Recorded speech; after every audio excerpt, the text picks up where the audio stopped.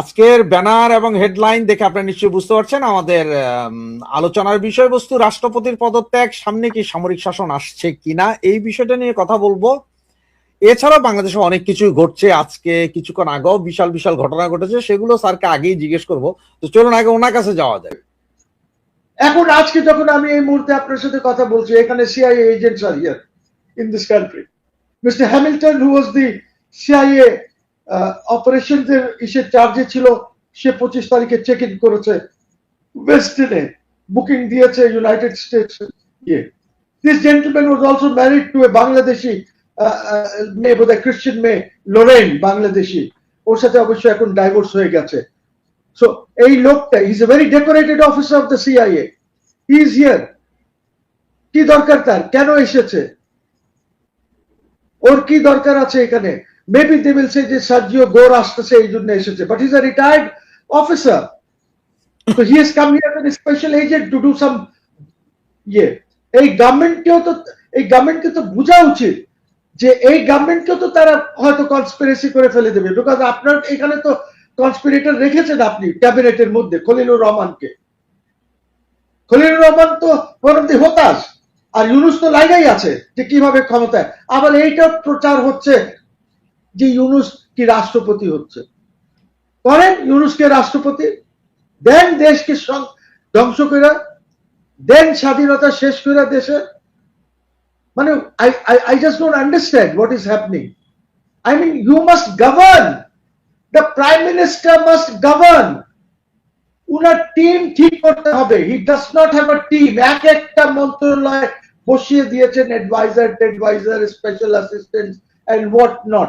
He's doing the same line as Yunus, যে এক একটা মন্ত্রণালয় 3-4টা করে লোক আছে এখানে বসা।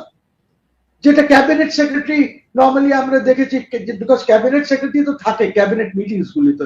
ক্যাবিনেট মিটিংস হবে, ক্যাবিনেট সেক্রেটারি এসে ব্রিফ করবে না, ওইখানে জাহিদ করে যার যা ইচ্ছা সে ইয়ে করতেছে। Those who are not there in the cabinet meetings. বুঝলি, এই দেশটা একটা ঠাট্টার জায়গা হয়ে গেছে। ইটস বিকামিং এ লাফিং স্টক এই দেশটা।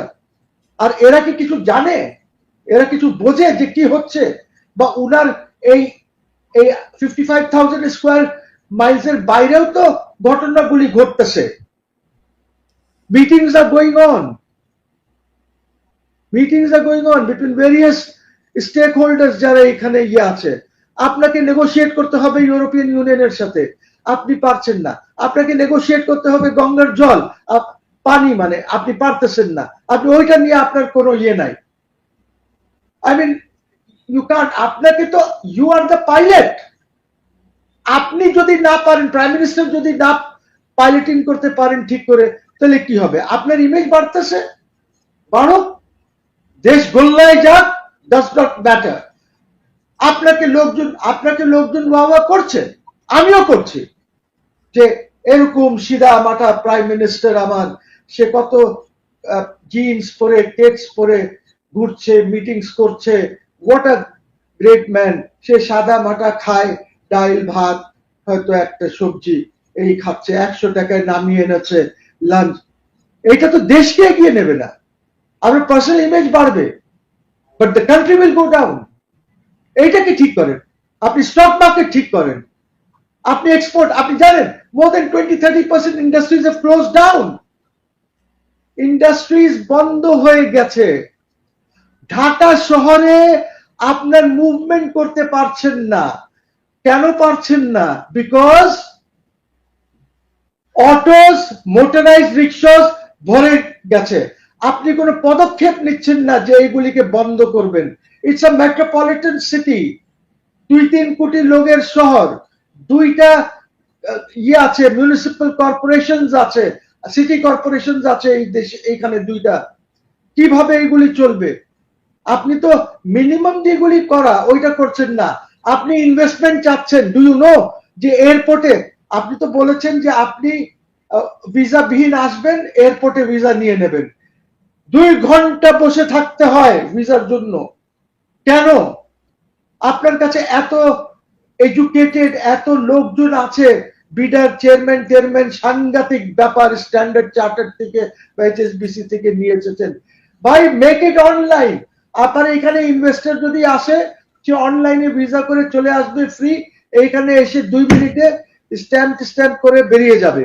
2 ঘন্টা বসে থাকতে হয়। ওরা যখন এসে আমাদেরকে বলে, লজ্জা লাগে, ওরা বলে আমরা ইনভেস্টমেন্ট করবো না তোমার দেশে, তোমার দেশে তো ল এন্ড অর্ডার নাই। আমি বললাম কেন নাই? বলে এই যে রাস্তায় যখন আমরা বের হই, 1-2 কিলোমিটার যেতে আমাদের লাগে 1 ঘন্টা 45 মিনিট।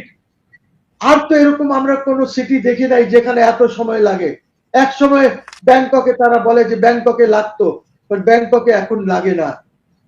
সো ওরা তো ইনফ্রাস্ট্রাকচার বিল্ড করেছে, আপনি তো এদিকে আপনার ইয়ে করা উচিত, concentrate on this things.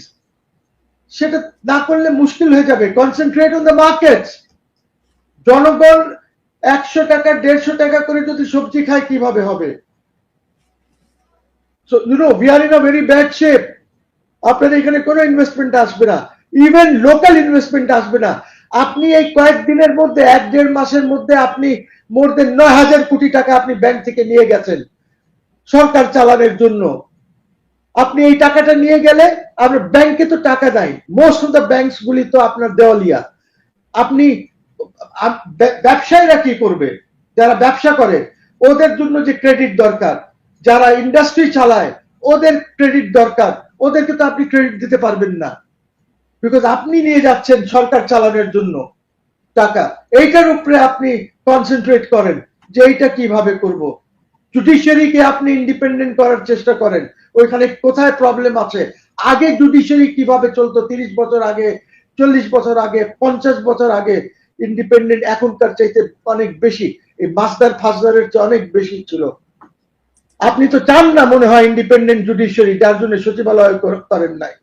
So, concentrate on these things, concentrate on good governance, work for the people, not for yourself, not for your image, work for the image of the country.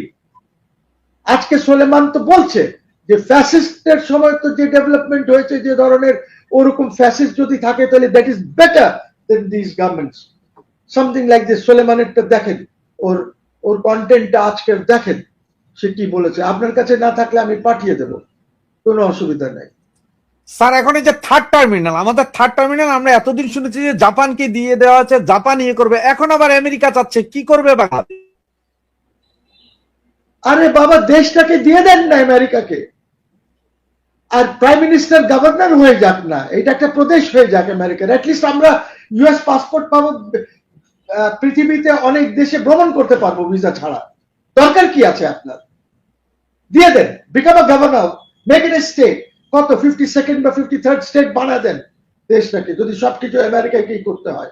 এক সময় গালাগালি আমরা করেছি সবাই মিলে যে শেখ হাসিনা ইন্ডিয়াকে দিয়ে দিয়েছে, but she was a much better. কেউ তো দেখাতে পারে নাই যে ইন্ডিয়াকে সব দিয়ে দিয়েছে। উনি হয়তো ওনার বক্তৃতায় বলেছেন যে আমি ইন্ডিয়াকে যা দিয়েছি জীবনভর তারা মনে রাখবে। Maybe this is what he said, because political speeches তো এই ধরনের হয়, এটা কোনো অন্যায় না। কিন্তু ইন্ডিয়াকে দেশ বিক্রি করে দিয়েছে এটা তো কোথাও পাই নাই আমরা, কিন্তু এখন আমরা পেয়েছি যে ইউনুস দেশ বিক্রি করে দিয়েছে আমেরিকার কাছে, এন্ড এই গভর্নমেন্ট ওইটা নিয়েই এগোচ্ছে। স্যার আমরা এতদিন মিডিল ইস্ট থেকে গ্যাস আনতাম, এলএনজিটা আমদানি তো মিডিল ইস্ট থেকে, ওপেন মার্কেট থেকে বিটিং এর মাধ্যমে। এখন আমরা কেন 50% বাড়তি দিয়ে আমেরিকা থেকে? ট্রান্সপোর্ট কষ্ট তো বেড়ে যাবে। সবকিছুই বাড়বে, সবকিছু, আপনার প্রাইসিংটা বাড়বে, আপনার ট্রান্সপোর্টেশনটা বাড়বে, তারপরে আপনার ওদের ইচ্ছা হলে মাঝ পথ থেকে চলে যাবে যদি ওরা আপনার উপরে রাগ করে, বলে stop, turn around and go to অমুক জায়গায় দিয়ে আসো, ওইটা বাংলাদেশকে দেওয়ার দরকার নাই। সো আপনি তো ওদিকে যাচ্ছেন, আপনি তো দাসত্বের মধ্যে চলে গেছেন।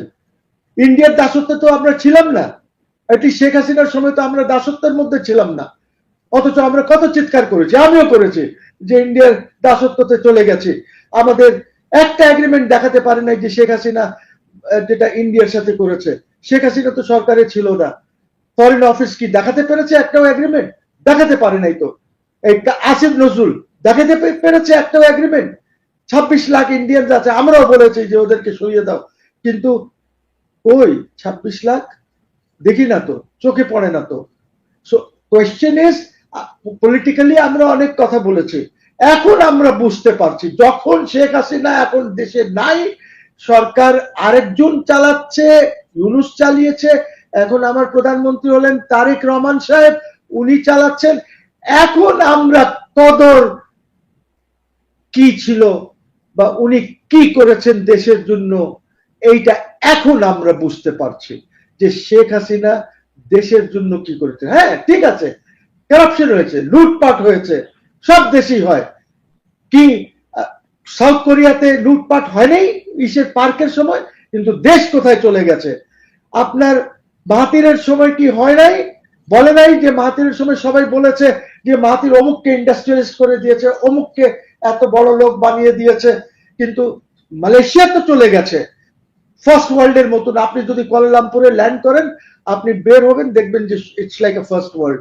আপনি এই যে ইসে ব্যাংককে তাসকিন মাসকিন এই যে যারা ছিল প্রাইম মিনিস্টার, কারাপশনের কেসেস আছে ওদের উপরে, সবকিছু আছে, কিন্তু দেশকে কোথায় নিয়ে গেছে, যেখানে যেখানে আপনি ঘন্টার পর ঘন্টা বসে থাকতেন। I have seen that in the early 1990s। আপনার আমরা ট্যাক্সি করতাম না, হেঁটে চলে যেতাম শপিং করে, বিকজ ট্যাক্সি যেতে যদি 3 ঘন্টা লাগে ওইখানে, আমি হেঁটে আধা ঘন্টার মধ্যে চলে যাব সেখানে, 25 মিনিটে চলে যাব। But look at the development that they have made, look at the development. কত গভর্নমেন্ট চেঞ্জ হয়েছে থাইল্যান্ডে, কত গভর্নমেন্ট চেঞ্জ হয়েছে বলেন। ইভেন মালয়েশিয়াতে দেখেন এখন কত গভর্নমেন্ট চেঞ্জ হয়েছে, কিন্তু মাহাতির তো 20-22 কত বছর যেন ছিল, কোথায় গেছে মালয়েশিয়া। শেখ হাসিনাও তো চেষ্টা করতেছিল, আমরা বুঝি নাই, আমরা বুঝি নাই, because our brains were corrupted by some people that Sheikh Hasina ধ্বংস করে দিয়েছে।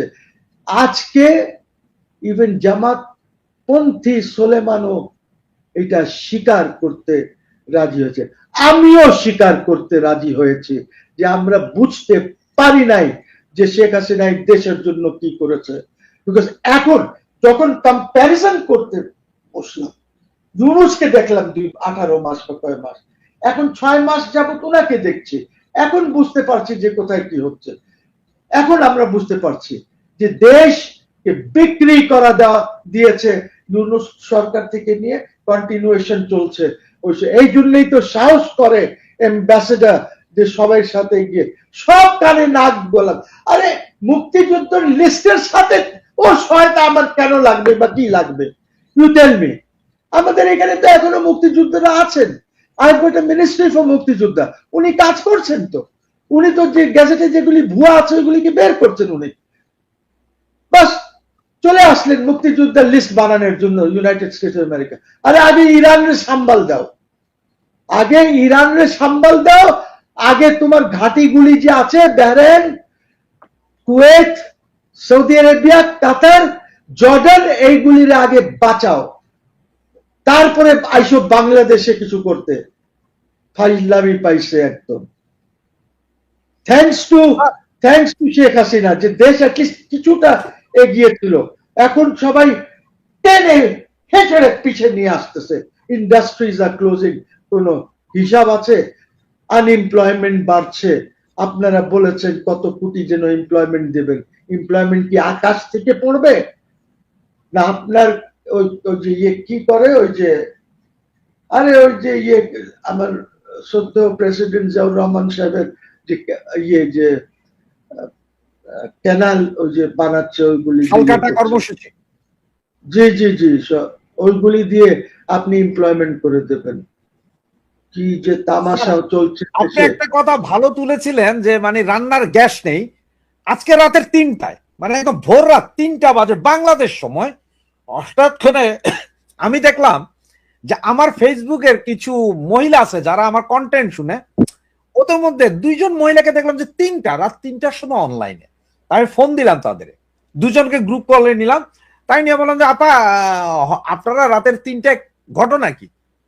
তো ওনারা বলতেছে ভাই গাজীপুর বাড়ি, ওনারা বলতে ভাই রাতের 3টায় উঠে রান্না করতেছি, সকালে তো আবার সেই 5:30টায় বাইরে হবে গার্মেন্টসের চাকরির জন্য।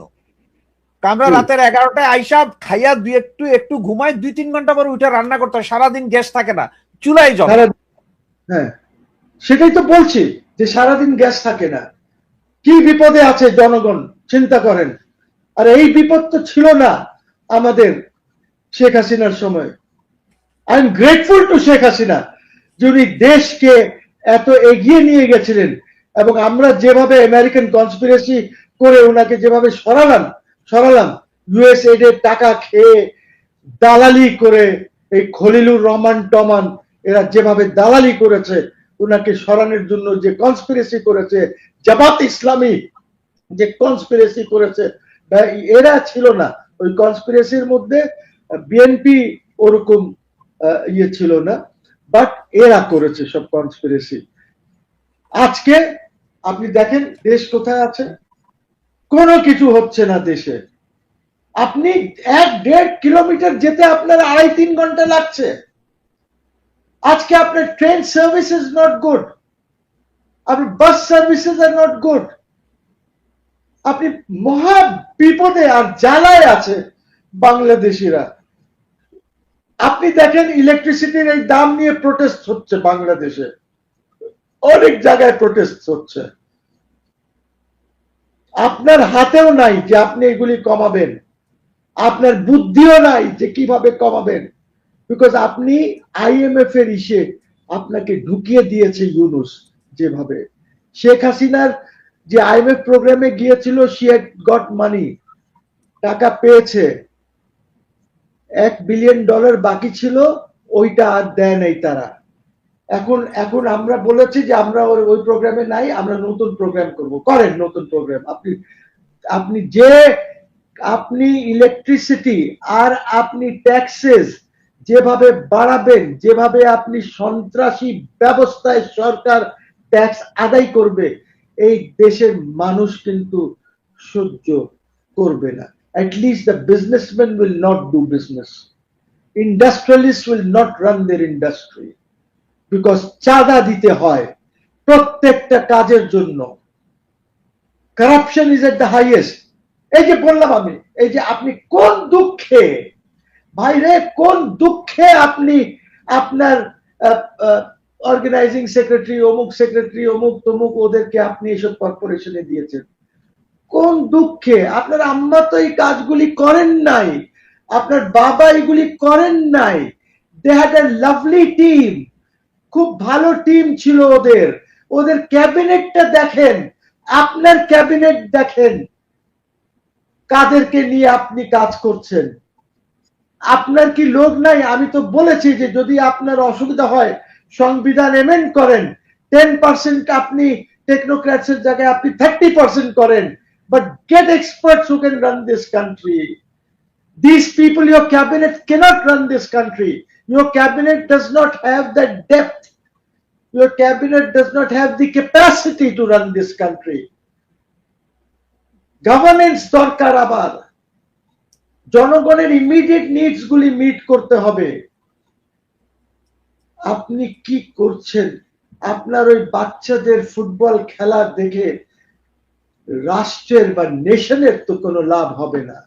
You can go and enjoy, that's okay. আপনি বলবেন যে না আমি ফুটবলকে এগিয়ে নিয়ে যাব, আপনার দরকার নেই তো। আপনার তো ফুটবল ফেডারেশন আছে, ওরা কাজ করছে তো, এমন তো না যে ওরা কাজ করছে না। You have got a good president. আপনার ফুটবল ফেডারেশনের যে প্রেসিডেন্ট আছে, he is a good president. He knows যে কিভাবে এইটাকে এগিয়ে নিয়ে যেতে হবে ফুটবলকে, সে করছে তো কাজ। ছাড়াও আমার কাছে যে রিপোর্ট আছে, 781 জন আপনার এসপি, ডিসি, ওসি, সর্বনিম্ন এসআই এবং যুগ্ম সচিব, নিচু পর্যায়ের আরো কিছু, সব বের করে দিবে আগামী 15 দিনের ভেতরে। স্যার 15 দিনের ভেতরে সব বের করে দিবেন, আমার কোনো সমস্যা নাই, ওকে, ওয়েল অ্যান্ড গুড। কিন্তু আমাদেরকে এই ধরনের কর্মকর্তাকে আমরা অলরেডি তৈরি করতে পেরেছি যে এদের বের করে দিয়ে আমরা আবার নতুন কর্মকর্তা আনলে সে সেম সার্ভিসটা দিতে পারবে? না শুনেন, আপনার তো অসুবিধা নেই, আপনি বিদেশে থাকেন। আমাদের তো অসুবিধা আছে, আমরা তো দেশে থাকি, বিকজ ওরা তো পারবে না। এটা এত সহজ কাজ না তো, আপনার সিভিল সার্ভেন্টস তৈরি করা এটা এত সহজ না। বিকজ আমাদের আমাদের ট্রেনিং প্রোগ্রামস গুলিও আর নট প্রপার। যে আপনি যে লেভেলের আপনার দরকার সিভিল সার্ভেন্ট, আমাদের কিন্তু ওই লেভেল না, আমাদের level is poor. Why? Because of our education. হ্যাঁ, এটার মধ্যে যদি 2-3% ভালো হয়, শিওর ডেফিনেটলি হবে, বাট তারা নিজেদের চেষ্টায় ভালো হয়েছে বা হচ্ছে। বাট আদারওয়াইজ আপনার যে ট্রেনিং প্রোগ্রাম, আপনি যেভাবে ট্রেনিং দিচ্ছেন, ওই ট্রেনিং এ তো কোনো কাজ হবে না। আমরা জানি না, কিছুদিন আগে এই গভর্নমেন্ট আসার পর we had sent some joint secretaries and additional secretaries for training to Pakistan, ঠিক আছে? ওরা কি ট্রেনিং নিয়ে আসছে, আসার পর আমরা এটা কোনো কিছুই পাই নাই যে ওদেরকে কি কি ট্রেনিং দেওয়া হয়েছে। অ্যাটলিস্ট একজন টিম, যার যে টিম গেছিল ওইখান থেকে 1-2 জনকে তো অ্যাটলিস্ট পাবলিকলি এসে বলার দরকার ছিল, বিকজ আমরা তো পাবলিক, আমরা তো জানি না আপনি ওই ট্রেনিং কি পেয়েছেন, ওই ট্রেনিং এ আপনার কতটুকু লাভ হয়েছে। তো ট্রেনিং তো হয়, সবসময় পাঠানো হয়, পাকিস্তানে যায়, ইন্ডিয়ায় যায়। এটা শেখ হাসিনার সময়, এমন না যে পাকিস্তানে আপনার আর্মির লোকজন যায় নাই ট্রেনিং এ, বা স্টাফ কলেজগুলিতে যায় নাই, বা ইন্ডিয়ান এসে যায়নি, যে অলওয়েজ বিন দেয়ার। কিন্তু প্রশ্ন হচ্ছে যে বর্তমানে যে সিচুয়েশন আছে, এই সিচুয়েশনে আমরা কোথায় যাচ্ছি, কোথায় যাচ্ছি আমরা? আপনি দেখেন, যখন আমার chief of the army staff যখন দেশে ছিলেন না, তখন আপনি supreme commander of the arm forces কে মোটামুটি একটা সিস্টেম করে আপনি বের করেছেন, বা উনি রিজাইন করে চলে গেছে, ঠিক আছে? সবসময় তো মানুষ রিজাইন করে বিকজ আপনি এমন সিচুয়েশন ক্রিয়েট করে দেন যে ওকে রিজাইন করা ছাড়া কোনো উপায় থাকে না। সো এইটা আপনি 5 দিন আরো ওয়েট করতেন, সুপ্রিম কমান্ডার কে বিদায় দিয়ে দেবেন, যখন আমার chief of the army staff ইসে আছে, কি বলে, টার্কিতে আছে। তো এখন আমি হয়তো এক প্রক্রিয়া হতে পারে যে আমি বাদ দিয়ে দিই, আর্মি চিফকেও বাদ দিয়ে দিই। সো প্লিজ রিমেম্বার যে আপনার কিনা পাকিস্তানের প্রাইম মিনিস্টার নওয়াজ শরীফ, সে যখন Musharraf was not in the country, chief of staff, সে একটা ট্যুরে ছিল, শ্রীলঙ্কা গেছিল ট্যুরে। শ্রীলঙ্কা থেকে আসার সময় while he was about to land, তখন আর্মি চিফকে মুশাররফকে বাদ দিয়ে নোটিফিকেশন করে নওয়াজ শরীফ তার অফিসে ডেকে এনে মিনিস্ট্রি অফ ডিফেন্সের লোকজনকে যাদের দরকার ওইখানেই বসে সব করে একজনকে দিল। কি হলো সেটাতে? সেটাতে হলো এই যে Parvez Musharraf had to overthrow the government, ঠিক আছে? তো এরকম জিনিসগুলি হয়। আপনি দেখেন থাইল্যান্ডে ওভারথ্রো হচ্ছে গভর্নমেন্ট। সো প্রাইম মিনিস্টারকে তো একটু ইয়ে শুড বি ভেরি কেয়ারফুল যে আপনি